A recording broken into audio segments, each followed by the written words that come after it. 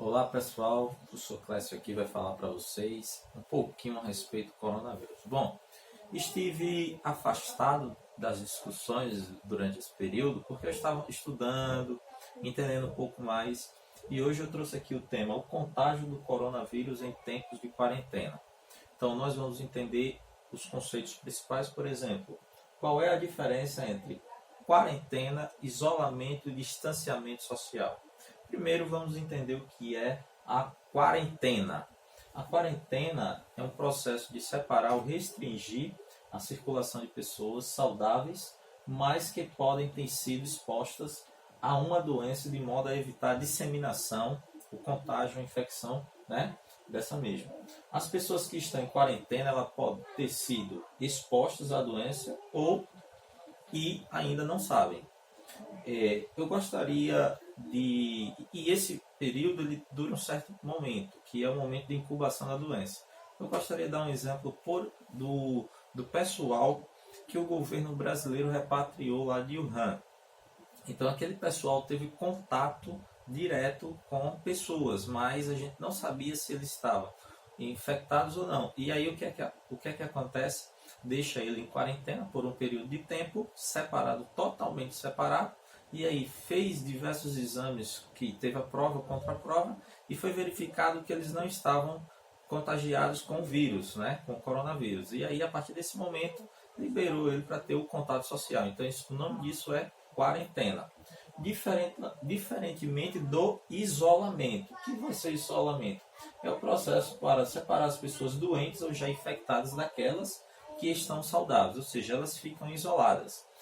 Normalmente ele é feito por uma prescrição médica.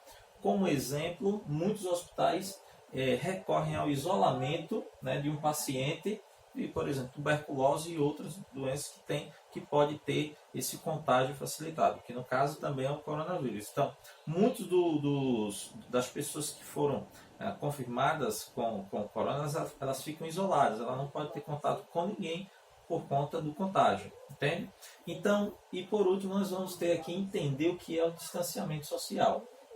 É uma medida voluntária na qual as pessoas evitam de interagir de modo tão próximo para evitar essa difusão da doença infecciosa, que no caso a gente está debatendo aqui é o coronavírus, Então escolas, faculdades, instituições religiosas, comércio ou não, eles podem ficar parados durante o tempo, pode suspender suas atividades durante o tempo para diminuir essa interação, esse convívio social. Esse distanciamento, o afastamento social, ele pode ser um pouco mais intenso, ele pode se intensificar. E aí eu gostaria de falar do meu amigo Daniel Japiaçu. Esses dias eu venho conversando com ele está morando na Irlanda, eu gostaria de mandar um abraço e um beijão para ele. E ele falou que o governo lá intensificou esse distanciamento social, onde as pessoas não podem ir à rua só em questões de emergência para ir ao hospital, farmácia ou comprar alimentação. Se uma pessoa for pega na rua, ela pode levar uma multa ou até mesmo ser presa. Então, aqui no Brasil, como o caso não está tão grave, então esse afastamento, o distanciamento social, ele é um pouco mais leve. E a partir do momento que os nossos números de infecção, de contágio, ele vai diminuindo. Como assim? Libera o comércio, libera a escola, libera a faculdade. À medida que o número de contágio aumenta, ele se intensifica. Então, eu gostaria aqui de parabenizar o governador de Alagoas, Renan Filho, e o prefeito também, Rui Palmeira. Eu nunca imaginei que iria parabenizá-los, mas eu vou porque eles tomaram uma medida de precaução, iniciando distanciamento social. Por sinal, os nossos dados eles estão controlados, Pelo menos oficialmente, que a gente não sabe realmente. E aí, qual o grande problema do coronavírus? Não é a sua letalidade, sua capacidade de morte. Por quê? A sua letalidade consiste de 2 a 3%, muito baixa. E à medida que a população for mais nova, essa letalidade diminui. No entanto, e à medida que a população é mais idosa, essa letalidade aumenta. No entanto, qual o grande problema? É a transmissividade. E essa transmissibilidade ela se dá através de uma PG, que é uma progressão geométrica. E eu lembro que eu aprendi isso muito bem com o meu professor José Rodrigues, tá? Lá no ensino médio. E o que é que acontece? Cada um infectado ele vai se multiplicando. E aí você cria uma grande cadeia de infecção. Então, qual é a ideia de você manter um distanciamento ou afastamento social? É você quebrar essa cadeia. Por exemplo, aqui, essa pessoa ele está trabalhando em casa, ele está em home office.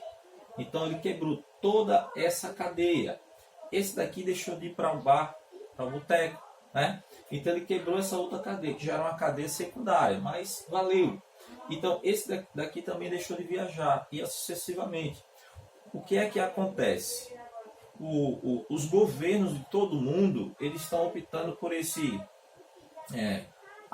afastamento ou distanciamento social justamente como uma medida de prevenção. E algumas são mais leves, como eu falei, que é aqui no Brasil, e outras são mais intensas, que é o lockdown lá no caso da Irlanda, como meu amigo Daniel Japiaçu nos informou. Então, qual é a ideia de você ativar um lockdown ou simplesmente distanciamento social? Aqui nós temos um gráfico de função exponencial, onde países que não tiveram controle, não implementaram um afastamento social, e países que tiveram controle de interação social. A ideia dos países é diminuir o pico, né? O pico dessa função. Então, se você tem um controle, você vai diminuindo a quantidade de pessoas infectadas durante o tempo, durante o período de tempo. Então, o ideal não significa dizer que nenhum país do mundo vai ter esse problema corona. Todos irão, porque nós temos um mundo globalizado, mas a ideia é diminuir os impactos dessa infecção, percebe? E aqui eu trouxe um outro modelo matemático, um modelo pessimista, onde você tem uma intensidade do número de contagiados, de contágio, né? E você tem um modelo otimista, tá? E por último, dentro desses modelos matemáticos aqui, está um país sem controle, sem afastamento social, sem distanciamento social, onde todas as pessoas estão, o comércio está aberto, as faculdades estão abertas, funcionando, escola, tudo, e aí você tem um grande número de pessoas infectadas. Dois exemplos desse caso aqui, foi a Itália e a Espanha. E como exemplo nós temos aqui a Itália, onde temos no dia 27 de março, nós tivemos quase 1.000 pessoas mortas em apenas um dia, isso na Itália. Eles optaram por esse modelo aqui, sem controle. E nós temos um segundo país dentro desse modelo também, que foi a Espanha, que no dia 27 também teve quase 1.000 pessoas, no entanto 832 mortos em apenas um dia.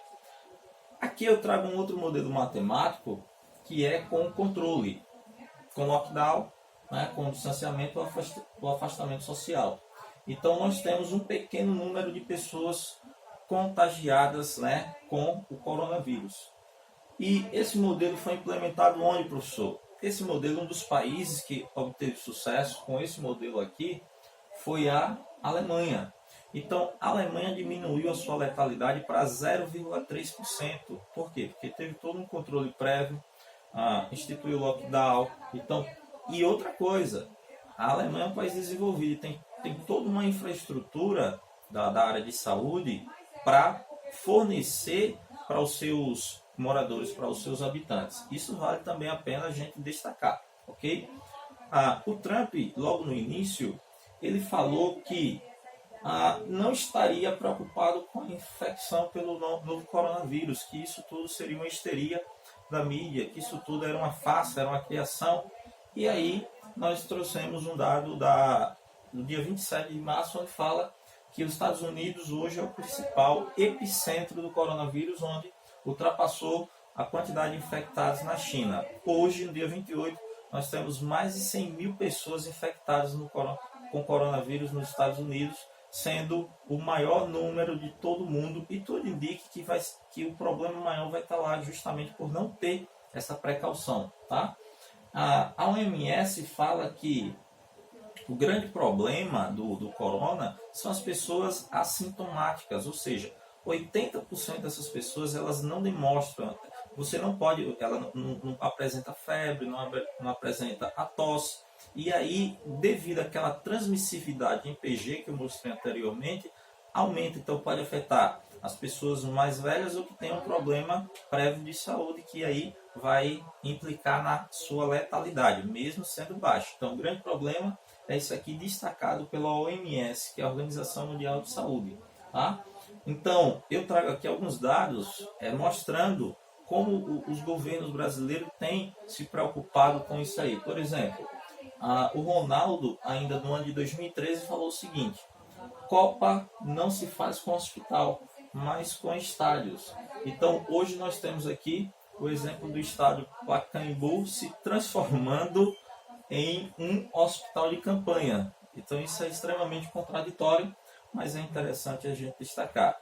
Mas não é diferente no governo atual, onde foi realizado cortes na saúde para bancar o fundo eleitoral, assim como outros, né? E o que é que acontece? Hoje está faltando alguns materiais básicos para a saúde e existe um projeto que é para destinar o dinheiro justamente do fundo eleitoral para o combate ao coronavírus, né, o Covid-19. Então, mais uma vez, essa contrariedade dos nossos governos, seja ele A ou seja ele B.